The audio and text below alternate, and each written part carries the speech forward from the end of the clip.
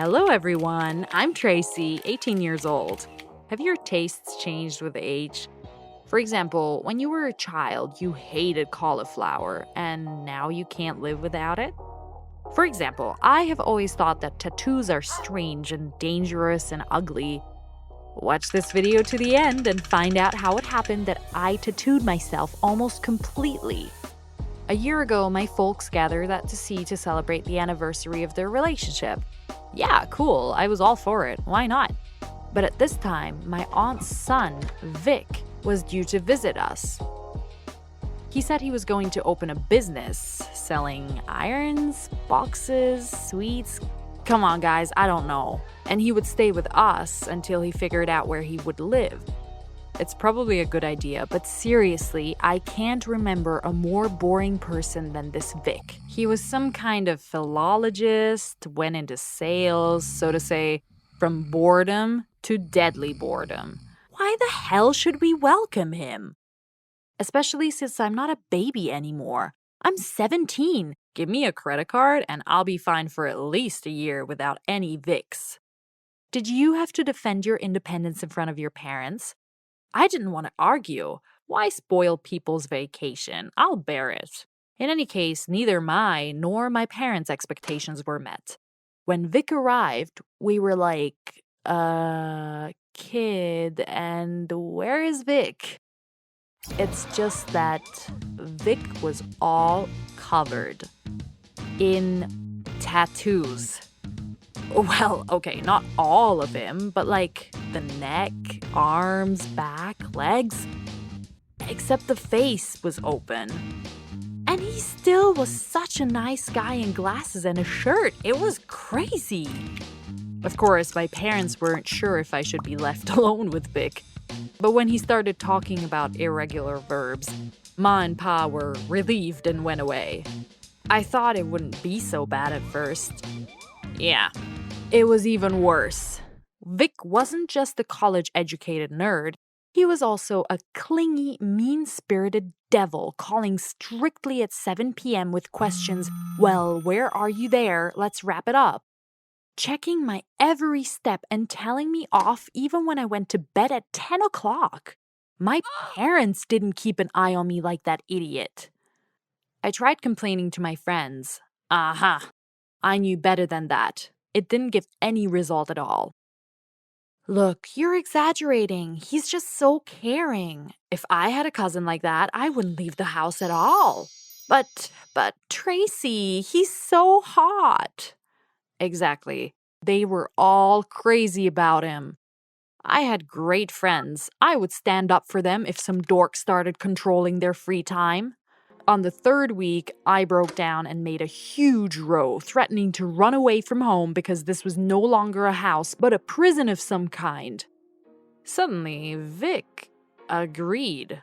I was confused because I hadn't expected him to remain so calm. Don't get me wrong, Tracy. I hate people getting involved in my personal life. My parents bothered me all my childhood, and I remembered this annoyance well.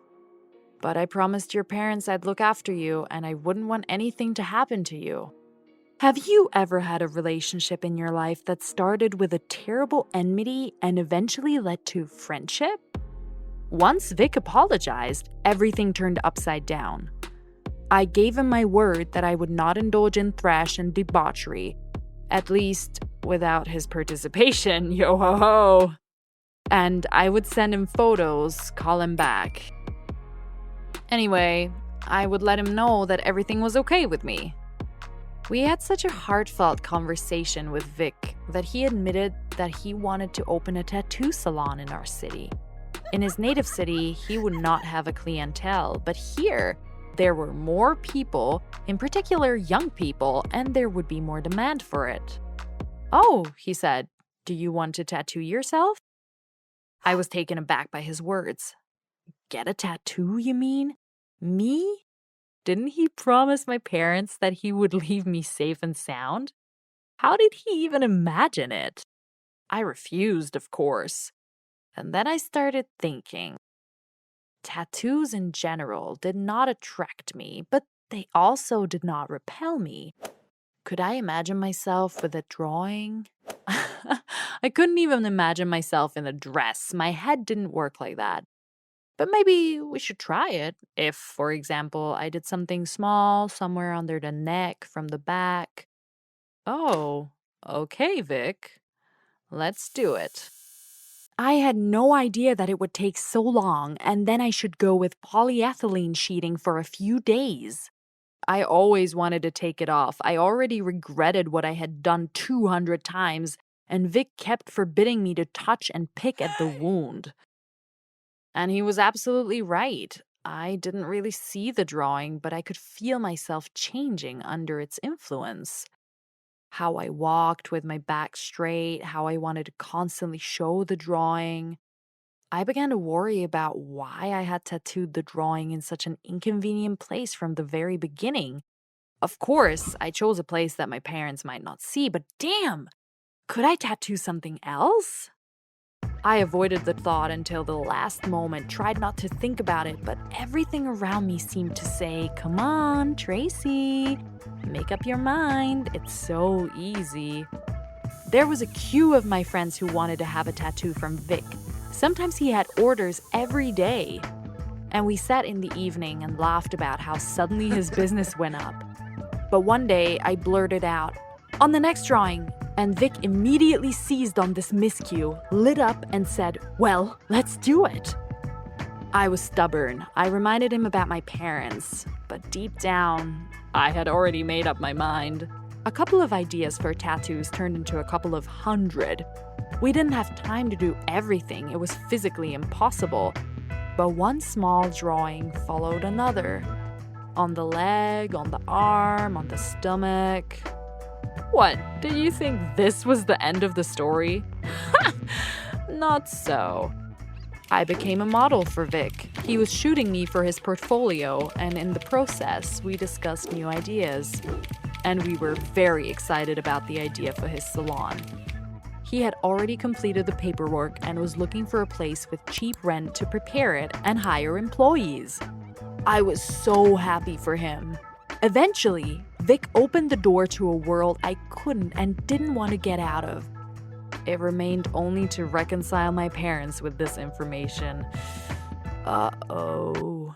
When they returned from the sea, they did not believe what they saw at first.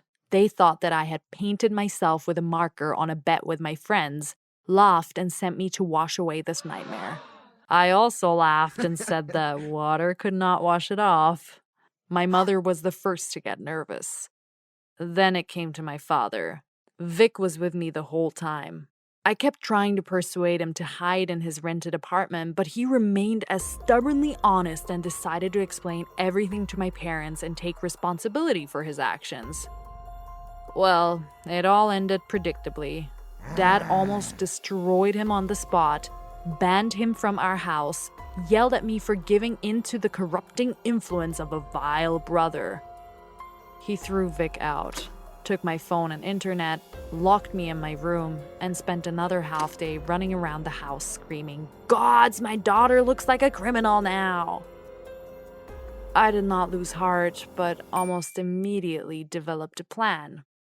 I had to wait a few days until my mother relented and suggested that we spend the evening as a family watching a movie. I got to my laptop, and instead of clicking the play button, I started calling Vic in Messenger.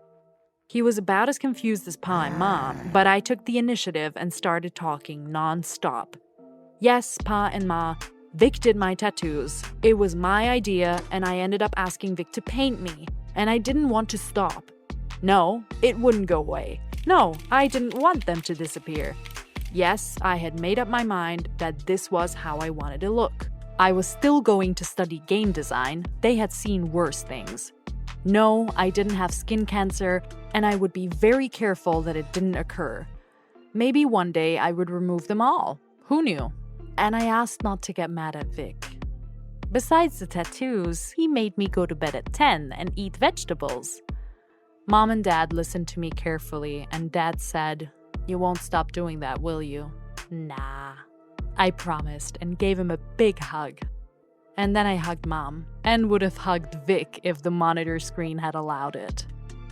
Of course, it wasn't easy for them to accept the way I looked now.